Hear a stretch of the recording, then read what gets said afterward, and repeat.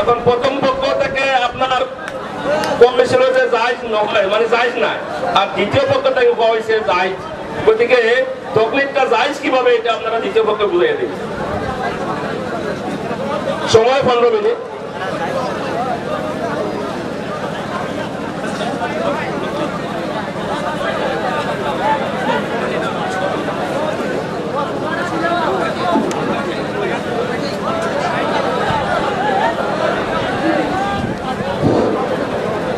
বিসমিল্লাহির রহমানির রহিম।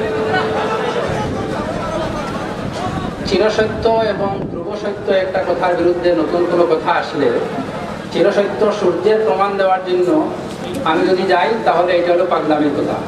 তকলিদ করে আসতেছি হযরত সাল্লাল্লাহু আলাইহি সাল্লামের জমানার থেকে আজকের জমানা পর্যন্ত তকলিদ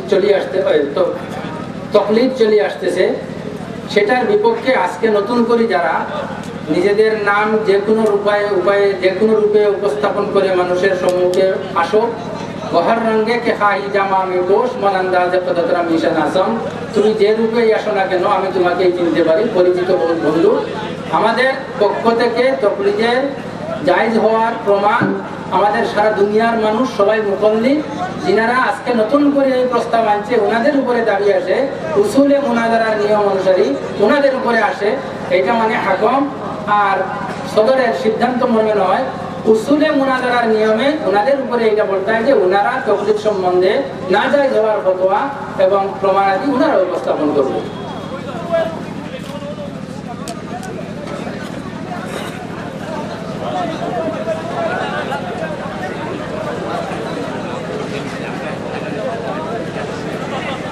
কথা হচ্ছে আমরা প্রথমে তারা দিছি একটা, গতিকে দ্বিতীয় প্রশ্নটা আপনারা দিছি।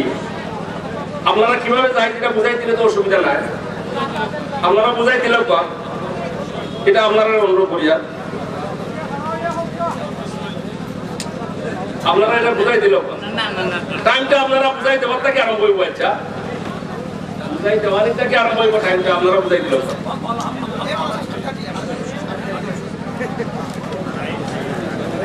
দাদা কোন যাচ্ছেন? আপনি যাকে কোনো মানুষ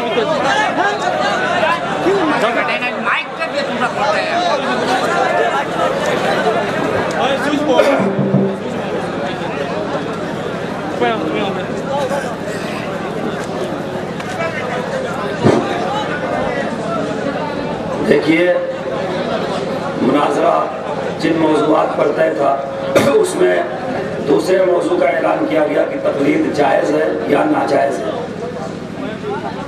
मुसलमान जब से दुनिया में है, जब से इस्लाम आया, कुरान शरीफ नाजिल हुई, अल्लाह के रसूल ने इरशादात फरमाए, उसका मजमूआ हदीस शरीफ हुई, तमाम चीज़ तकलीद के जवाज़ की दलील है। हमारे पास तरतीब से गिनती के मुताबिक उसकी दलील है। तकलीद ना करने के क्या क्या मफासिद हैं उस पर हमारे पास सवालात भी हैं। हम वो सवालात, अगर कोई तकलीद को नाजायज़ कहता है तो हम उसे आपको पढ़ के सुनाएंगे भी और उसे देंगे भी। मैं अपनी आवाम को एक मिसाल के ज़रिए इस मौजू को समझाना चाहता हूँ। हमारे ज़माने के इन नाहक अहले हदीसों के वजूद से पहले किसी ने कभी तकलीद का इनकार नहीं किया। हदीस शरीफ की जितनी आप किताबें लीजिए, सबके मुहद्दिसीन, सबके मुसन्निफीन किसी न किसी अपने से बड़े आलिम की तकलीद किया करते थे। किसी ने तकलीद को कुफ्र, शिर्क, गुनाह, नाजायज़ नहीं कहा है। एक बात है जो हमारे उलमा भी कहते हैं, वही आपको मैं दो लफ्ज़ों में समझाना चाहता हूँ। जायज़ तकलीद जायज़ है, जैसे हक में तकलीद, इंसाफ में तकलीद, भलाई में तकलीद, खैर में तकलीद, नेकियों में तकलीद। नाजायज़ तकलीद नाजायज़ है, जैसे गुनाह की तकलीद। तो तकलीद फी नफ्से ही अपनी ज़ात में भलाई की भी तकलीद होती है, बुराई की भी तकलीद होती है। खैर की तकलीद जायज़ है और नाजायज़ उमूर की तकलीद नाजायज़ है। मिसाल के तौर पर दूध, उसका शरई हुक्म है, अगर कुत्ते का दूध है उसको भी दूध कहेंगे, और बकरी, गाय, भैंस का दूध है उसको भी दूध कहेंगे। नफ्से दूध पर मुतलकन कोई हुक्म नहीं लगाया जा सकता। हलाल जानवर का दूध हलाल होगा, हराम जानवर का दूध हराम होगा।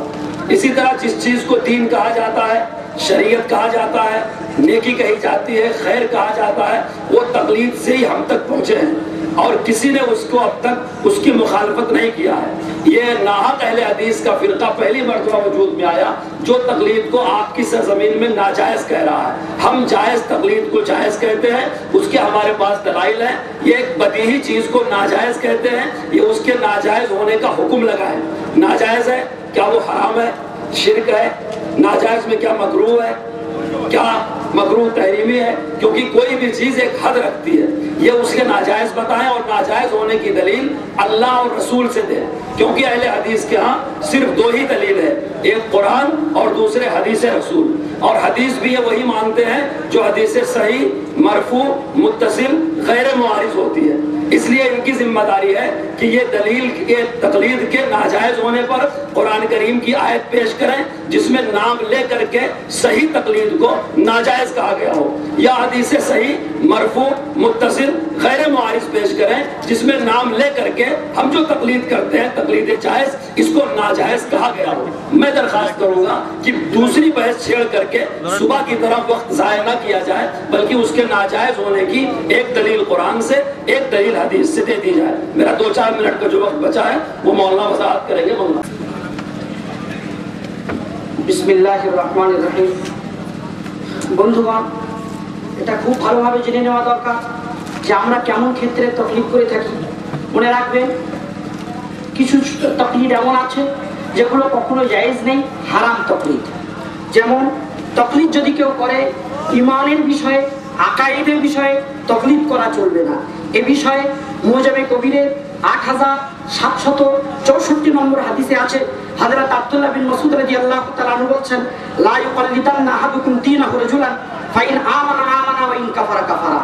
কেউ যেন দ্বীনের বিষয়ে, ঈমানের বিষয়ে এমন ভাবে কারো তাকলিদ না করে যে যদি একজন ঈমান আনে তো অপরজন ঈমান আনবে, আর যদি ঈমান না আনে তাহলে সেও ঈমান আনবে না। এইভাবে ঈমানের বিষয়ে, আকায়েদের বিষয়ে তাকলিদ করা যায় না। তাকলিদ আমরা যেটা করি সেটা হলো ফুরি মসলার বিষয়।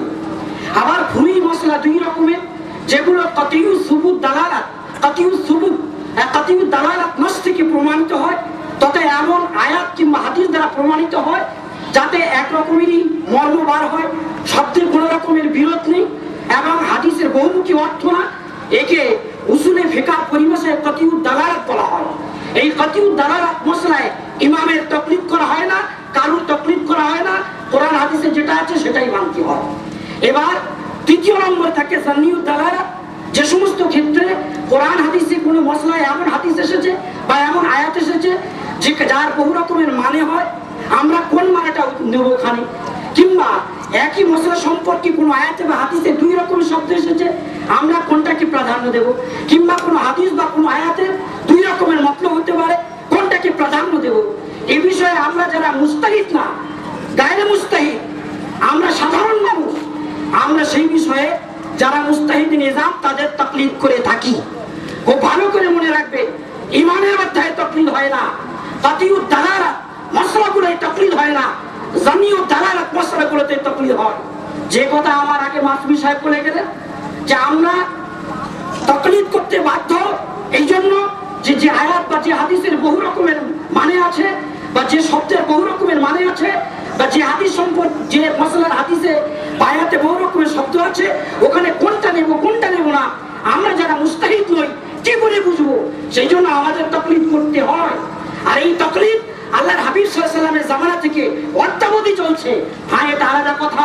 চার মাযহাবের যে তাকলিদ সেটা হযরত শাহ ওলিউল্লাহ মুহাদ্দিস দেওবন্দি রাহমাতুল্লাহ আলাইহি হুজ্জাতুল্লাহর ভিতরে লিখেছেন যে ৪র্থ শতাব্দীর পর থেকে মানুষের ভাবে এই চার মাযহাবের তাকলিদ ইজমাই ভাবে এসে গেছে। আর ২য় শতাব্দীর পর থেকেই চার মাযহাবের তাকলিদ শুরু হয়েছিল এবং সকলে ইজমাই ভাবে এই মাযহাবের তাকলিদ করা শুরু করেছে। আমার বন্ধুগণ, যখন এই মসলার উপরে ইজমা আছে, তারা এখন নতুন ভাবে এই মসলায় মানুষের মাঝে যে বিক্ষিপ্ত ভাবে আলোচনা করতে যাচ্ছেন, আমরা বলতে চাই তারাই প্রমাণ করে দেখা এমন কোন হাদিস যে হাদিস সহিহ হবে, তার খেলাফ কোনো হাদিস থাকবে না, স্পষ্ট ভাবে তারা প্রমাণ করে দেখা যে আল্লাহর হাবিব সাল্লাল্লাহু আলাইহি ওয়াসাল্লাম বলেছেন যে তোমরা মোটেই তাকলিদ করতে পারবে না, দিন দুটো জিনিসে হাদিসের নাম ভালো কাজের আদেশ, মন্দ কাজের নিষেধ, হ্যাঁ না। মাতাকুম রাসূল ফাখুযুহু ওয়া মা নাহাকুম আনহু ফান্তাহু। যদি আমাদের দায়িত্ব হয় তাকলিদ কোরআন হাদিস থেকে প্রমাণ করা, তাদের দায়িত্ব হবে তাকলিদ করা চলবে না, নাটা প্রমাণ করতে হবে। না বলা কোনো হাদিস আয়াত তারা পেশ করে যাবে না।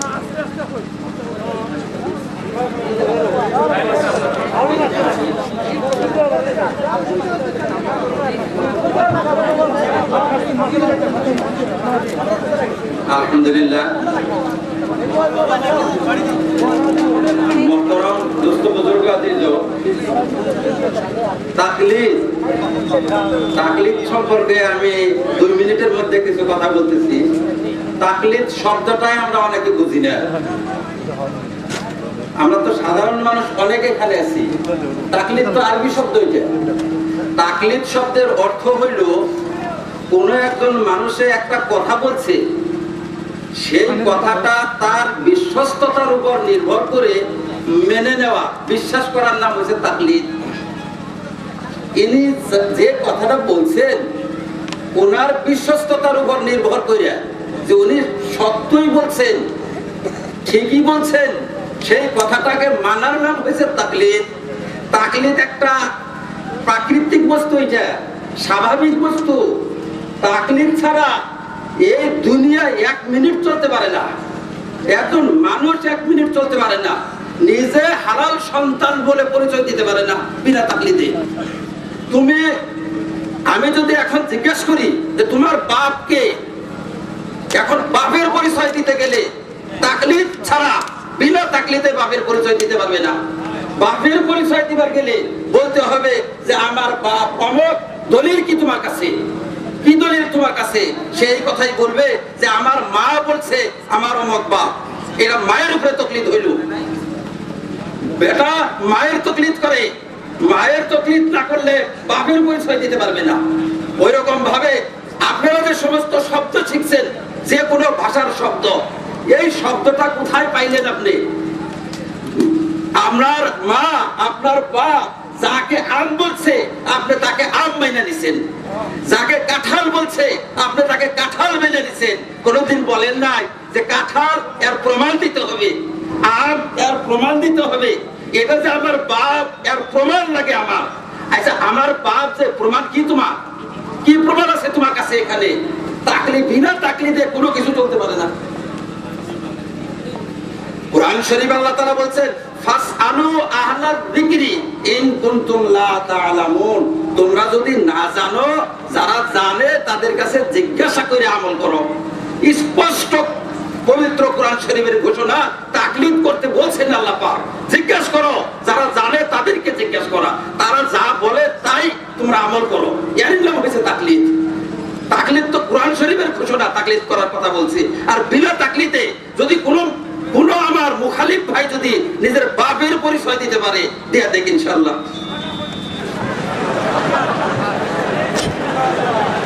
साहब अपना आरो साइड में कैसे दूसरे पॉइंट को जवाब आप साइड में टाइम है बोलने से बोल सकता है। अल्लाह सुब्हानहू व तआला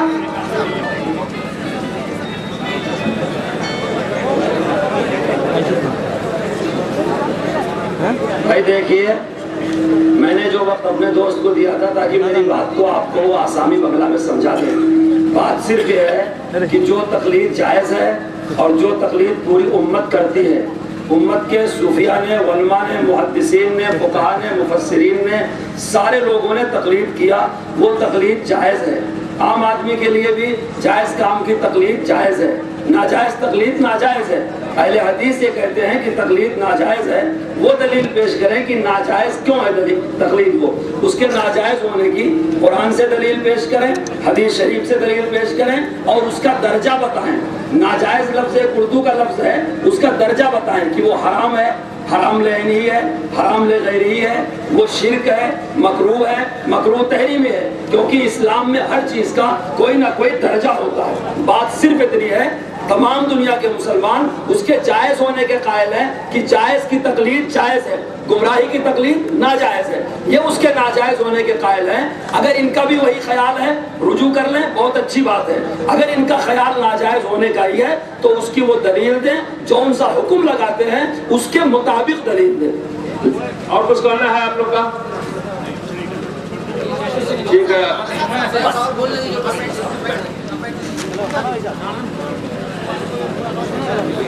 এখন দ্বিতীয় পক্ষ থেকে আপনারা কিরকম লাইফ নাই এটা আপনারা বুঝে দিন।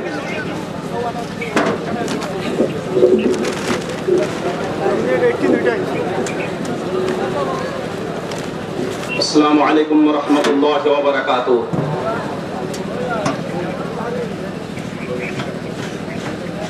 ইন আত্তাবিউ ইল্লা মা ইউহা ইলাইহি।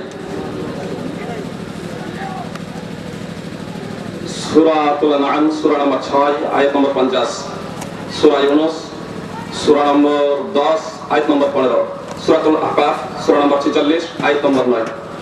আল্লাহ তাআলা মুহাম্মদ সাল্লাল্লাহু আলাইহি ওয়াসাল্লামকে বলেছেন যে আপনি বলে দিন একমাত্র আমি ওহীর আনুগত্য করি। সূরাতুল আরাফ সূরা নম্বর 7 আয়াত নম্বর 3 আল্লাহ তাআলা বলেছেন ইত্তাবিউ মা উনজিলা ইলাইকুম মির রাব্বিকুম ওয়া লা তাত্তাবিউ মিন দুনিহি আউলিয়া। তোমাদের পালনকর্তার পক্ষ থেকে তোমাদের কাছে যা অবতীর্ণ হয়েছে একমাত্র তার আনুগত্য করো।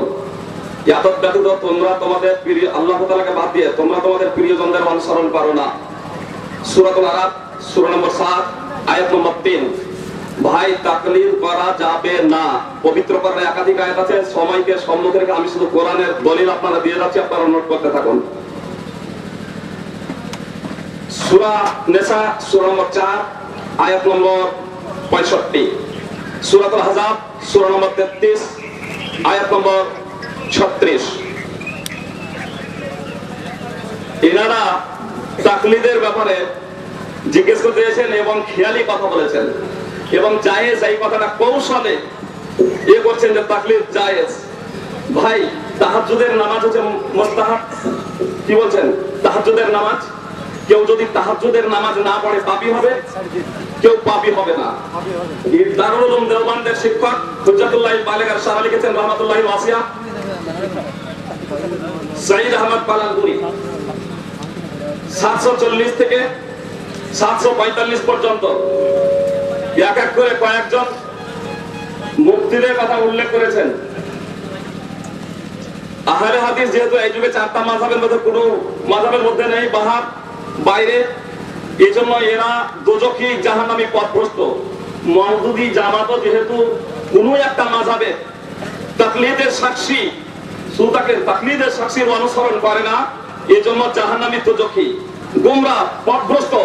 ভাই জামাতে ইসলামী পথভ্রষ্ট, আহলে সুন্নাত ওয়াল আহলে হাদিস যারা আল্লাহ রাসূল সাল্লাল্লাহু আলাইহি ওয়াসাল্লামের যুগে সাহাবায়ে কিরামদের যুগে আকীদা এবং ফুরুয়া, আকীদা এবং মাসলা মাসাইল সমস্ত ক্ষেত্রে কোরআন এবং হাদিস মেনে চলে, তারা জাহান্নামী এবং পথভ্রষ্ট। ইনারা বলছেন আমরা আকীদাতে মুকাল্লিদ নয়। কেন কথাটা বললেন? রদ্দুল মুহতারাতুল মুহতার প্রথম খণ্ড 36 নম্বর পৃষ্ঠা ইনারা এখানে বলেন আকীদাতে নয়। কেন বললেন? আসলে আকীদাতে ইনারা মাতুরিদি, আশারি, ইমাম আহমদ ইবনে হাম্বল, ইমাম শাফি, ইমাম মালিক মদিনাবাসী সাহাবায়ে কিরামদের আকীদা মানেন না।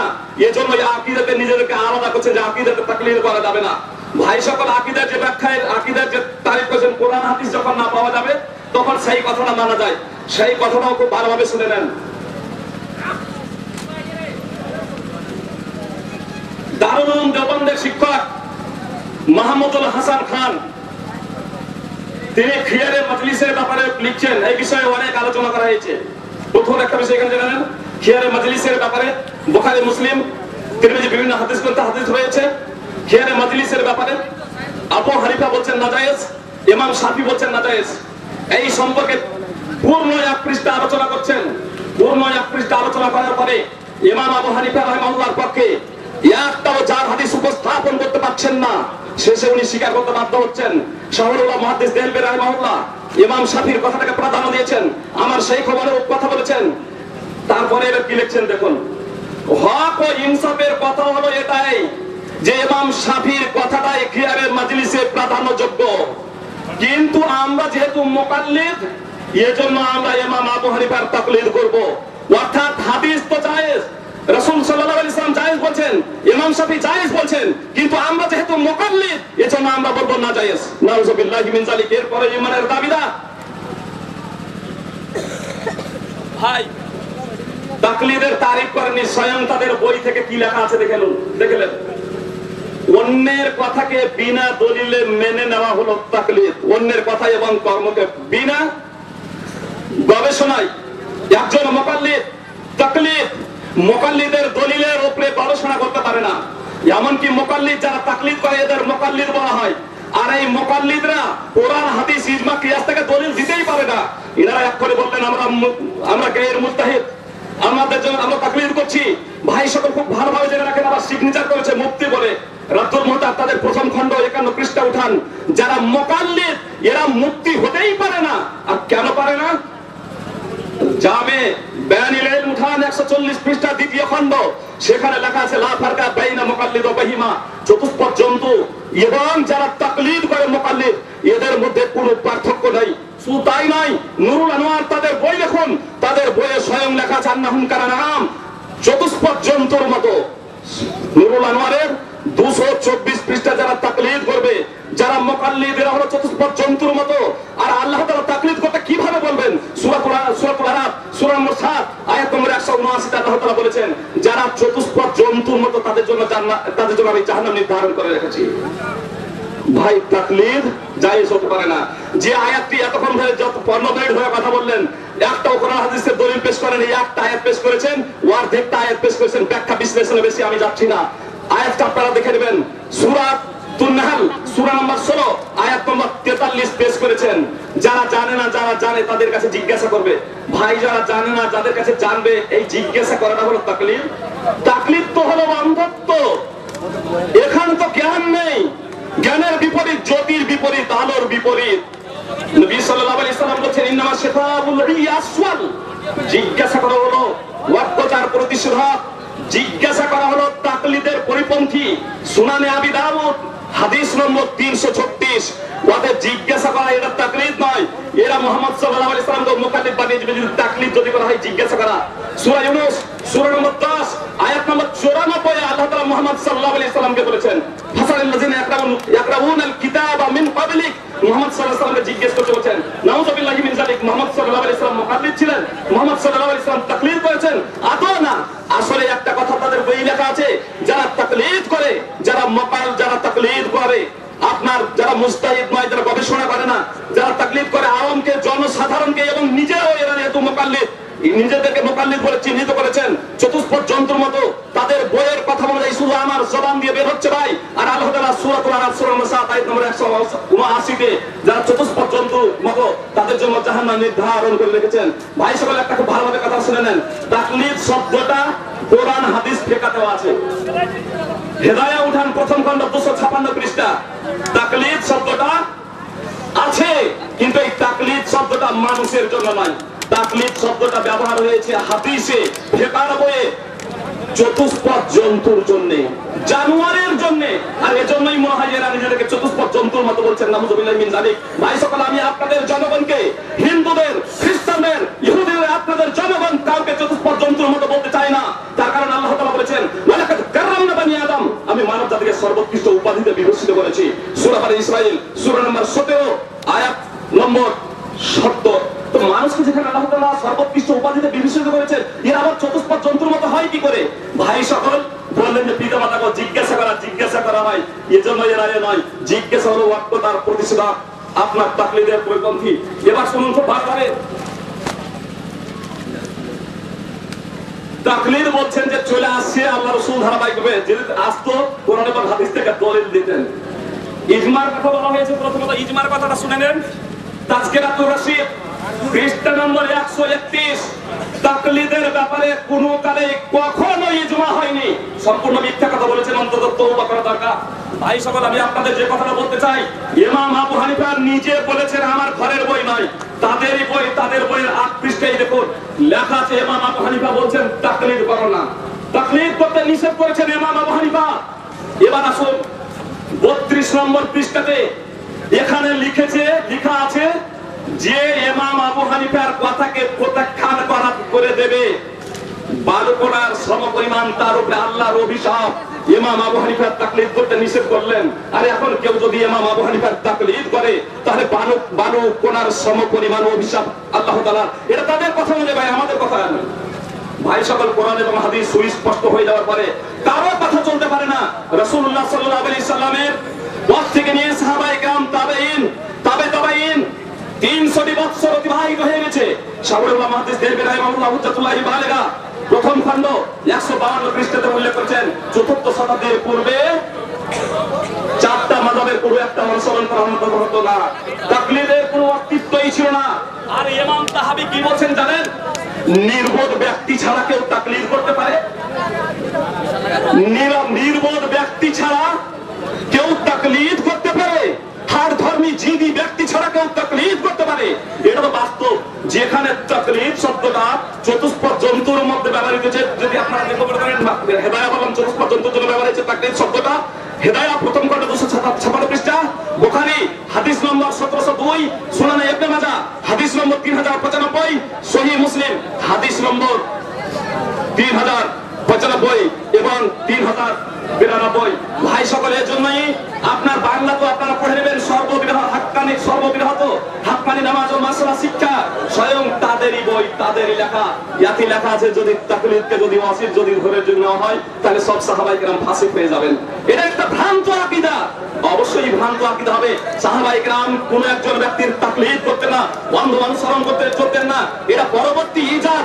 আর এই ইজাদের উপরে ইমাম শাফিঈ এবং মালিক আহমদ ইবনে হাম্বল, ভাই তাকলিদ করতে হবে না, নির্ধারিত একজন ব্যক্তির কথা মেনে চলতে হবে না। কোরআন এবং হাদিসের পরিপন্থী কোন যদি ব্যক্তির কথা হয়ে যায়, সে যতই বড় মহাত্মা মহাপুরুষ হোক না কেন, তার কথা কখনো চলতে পারে না। এর উপরে ইজমা হয়ে গেছে, এর উপরে ইজমা সাহাবীদের, এর উপরে ইজমা তাবেঈদের, এর উপরে ইজমা তাবেঈনদের, এর উপরে ইজমা চারটা ইমামের কথাকে প্রত্যাখ্যান করে দিয়ে আবার সেটা বলছে যে এই তো হচ্ছে অবস্থা। ভাই সকল, চোরের মায়ের গলা বড়, সাধারণ ভাবে একটা কথা আছে, খুব ভালোভাবে শুনুন ভাই সকল। কোরআন এবং সুস্পষ্ট হাদিস থাকতে কোরআন এবং হাদিসের পরিপন্থী কেউ যদি করে তাহলে তার কথা আদৌ চলতে পারে না। আর যে মতভেদ দেখছেন, এই মতভেদের একটাই কারণ, আল্লাহ তাআলা পবিত্র কোরআনে বলেন, ফাইন আমানু বিমিসলি মা আমানতুম বিহি ফাকাদ ইহতাদাউ ওয়া ইন তাওয়াল্লাউ ফাইন্নাহুম শিকাক। সূরাতুল বাকারা সূরার মধ্যে আয়াত নম্বর 137, যদি তারা তোমাদের মতো ঈমান এনেছে, কাদের মতো? এ বেরেলভি ঈমান নয়, শিয়াদের ঈমান নয়, জি হানাফিদের ঈমান নয়। সাহাবায়ে কেরাম রাদিয়াল্লাহু তাআলা আনহুদের দৃষ্টান্ত দিচ্ছেন, সাহাবায়ে কেরামদের মতো তারা যদি ঈমান নিয়ে আসে, কারা? যারা তখন ঈমানদার হয়নি, কাফের মুশরিক, কিয়ামত পর্যন্ত যত মানুষ জন্মগ্রহণ করবে এরা সকলে হলো তারা। এই তারা যদি সাহাবায়ে কেরামদের মতো ঈমান নিয়ে আসে তাহলে সব পথের পথিক হবে, হেদায়েত প্রাপ্ত হবে। আর যদি বিমুখ হয়ে যায় তবে মতভেদের মধ্যে লিপ্ত হয়ে যাবে। সূরাতুন নিসা সূরা নম্বর 4 আয়াত নম্বর 115, ওয়া মান ইউশাকিকি রাসূলা মিন বা'দি মা তাবাyyana লাহুল হুদা ওয়া ইয়াত্তাবি গায়রা সাবিলিল মুমিনিনা নুওয়াল্লিহি মা তাওয়াল্লা ওয়া নুসলিহি জাহান্নামা ওয়া সাআত মাসীরা। ভাই সকল, আমি পূর্বে বলেছিলাম পূর্বের আলোচনায়, আহলে সুন্নাত ওয়াল জামাতের ব্যাপারে কোন হাদিস থেকে যারা দলিল আছে, হানাফি আহলে সুন্নাত ওয়াল জামাত, এরা সম্পূর্ণ ভিত্তিহীন কোন দলিল দেননি। যে আয়াত তেলাওয়াত আপনার এখানে মুমিন বলতে কাদের বোঝানো হয়েছে?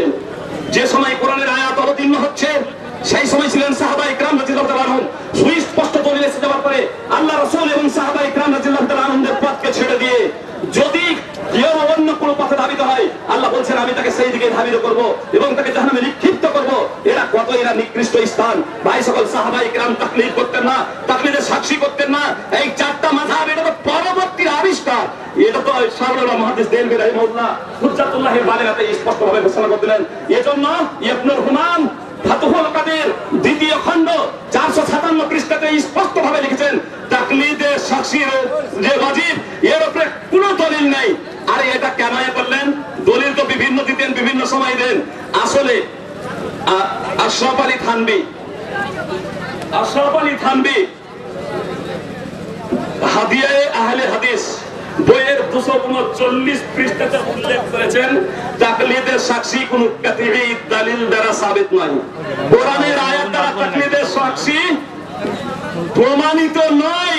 আর ইনারা ওনার শিষ্য হয়ে আজকে তাকলিদ করতেছেন। ফের ভালোভাবে কথা শুনুন, কেউ যদি কোরআন এবং হাদিস সুস্পষ্ট হয়ে যাওয়ার পরেও প্রত্যাখ্যান করে তাহলে সে মুসলিম আজ থাকতে পারে না।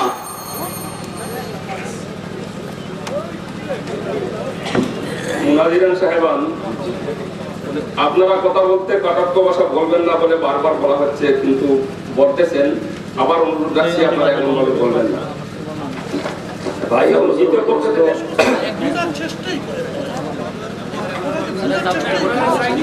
চাৰি নম্বৰ চাউণ্ডটো দিব।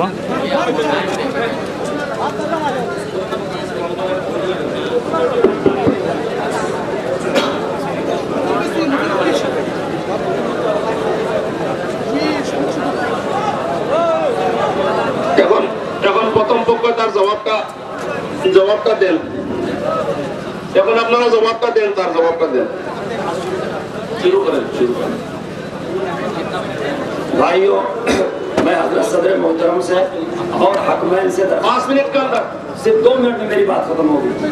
मैं इनसे दरखास्त करूंगा, हमारे मौज़ूआत में लिखा हुआ है तकलीद जायज़ है या नाजायज़ है। हम ये कहते हैं, पूरी दुनिया के मुसलमान ये कहते हैं 1400 बरस से यही फतवा है, तकलीद जायज़ है, हम सब तकलीद करते हैं। बगैर तकलीद के दीन पर अमल करना नामुमकिनात में से है। अगर आज इन उलमा का दावा है कि तकलीद के बगैर दीन पर अमल हो सकता है, तो ज्यादा नहीं 2 रकात नमाज ये उलमा की तकलीद को छोड़ करके अपनी मर्जी से मुझे पढ़ करके साबित करके दिखाते। इसलिए मेरा मौक़िफ़ वाज़ेह है, मुनाज़रे में वही लिखा है कि तकलीद जायज़ है या नाजायज़ है। हम सारे उलमा कहते हैं तकलीद जायज़ है।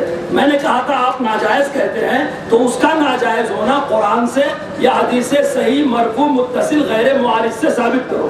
आलिमों की किताबें मलफूजात शुरूहात दिखाने से काम नहीं चलता।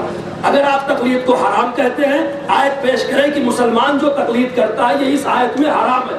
हदीस पेश करें कि मुसलमान जो तकलीद करता है इस आयत में ये हराम है। इधर उधर की बात करके, याद की हुई तकलीद करके वक्त ज़ाय करने से कुछ फायदा नहीं है। मैं अपना वक्त इनको हिबा करता हूँ। मुफ्ती राशिद साहब तशरीफ ला रहे हैं, वो और रोशनी। बिस्मिल्लाहिर्रहमानिर्रहीम।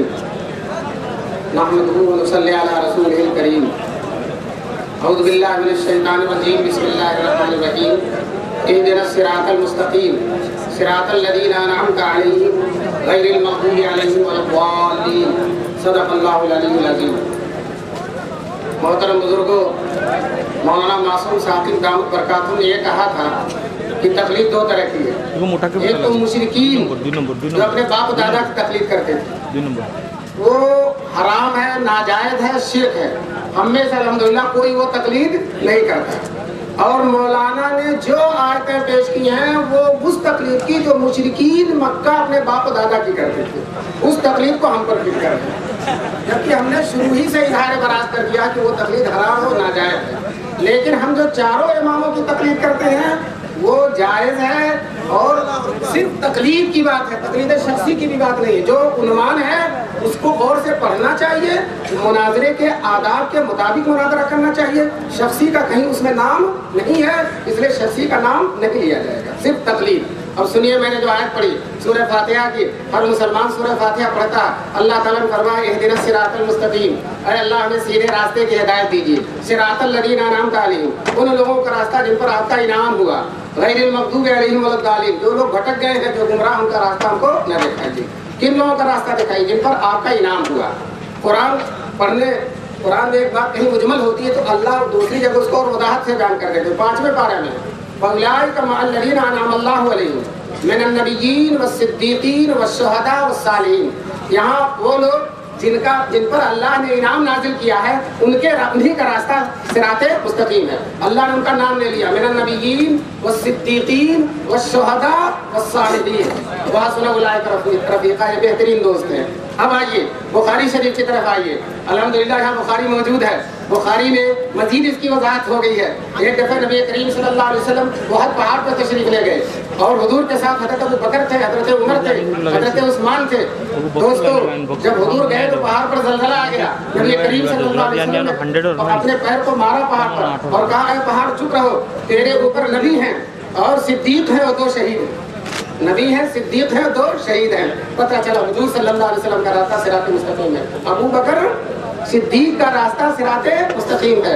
उमर फारूक का रास्ता सिराते मुस्तकीम है। उस्मान गनी का रास्ता सिराते मुस्तकीम है। बताइए, नबी तो नबीयीन में है और हजरत अबू बकर सिद्दीकीन में और हजरत उमर और हजरत उस्मान शुहदा में और सालिहीन में सारे के सारे सहाबा किराम हैं। तो बताइए, सारे के सारे सहाबा किराम का रास्ता सिराते मुस्तकीम हुआ कि नहीं हुआ? और ये चारों इमाम ये कहते हैं कि हम सहाबा के रास्ते से हटकर नहीं जाएंगे। इमाम अबू हनीफा रहमतुल्लाह अलैह उनके तमाम शागिर्द लोग और उनके बारे में जो लोग लिखने वाले वो कहते हैं जब कोई मसला आता है पहले मैं कुरान करीम को देखता हूँ, कुरान करीम से अगर वो मसला नहीं निकलता हदीस को देखता हूँ, हदीस से अगर वो मसला नहीं निकलता तो मैं जो है सहाबे किराम को देखता हूँ, सहाबे किराम में अगर इख्तिलाफ है तो मैं किसी एक सहाबी की बात ले लेता हूँ, लेकिन कोई जरूरी नहीं किसी सब इख्तिलाफ तो सबकी लेके नहीं एक की, लेकिन मैं सहाबी के कौल से निकलूंगा नहीं। इमाम साहब कहते हैं कोई ऐसा मसला ले लूं जो किसी सहाबी ने ना कहा हो ये हो ही नहीं सकता। तो जब इमाम अबू हनीफा रहमतुल्लाह अलैह ने ये कह दिया है कि हमारा कोई मसला सहाबी के खिलाफ नहीं होगा, कुरान के खिलाफ नहीं होगा, हदीस के खिलाफ नहीं होगा, तो दोस्तों अगर हम इमाम अबू हनीफा की तकलीद करते हैं तो कुरान की करते हैं, हदीस की करते हैं, सहाबे किराम की करते हैं, और इसी तरह से चारों इमाम जो तकलीद करते हैं कोई इमाम ये दावा नहीं करता कि मैं सहाबे किराम से हट करूँ। अच्छा सहाबे किराम की क्यों नहीं, सहाबे किराम की किताब हम तक नहीं आई, इन लोगों ने अपनी किताब हम तक सहाबे किराम की बातें अपनी किताबों में लेकर हमको पहुंचा दी, इसलिए उनकी तकलीफ है।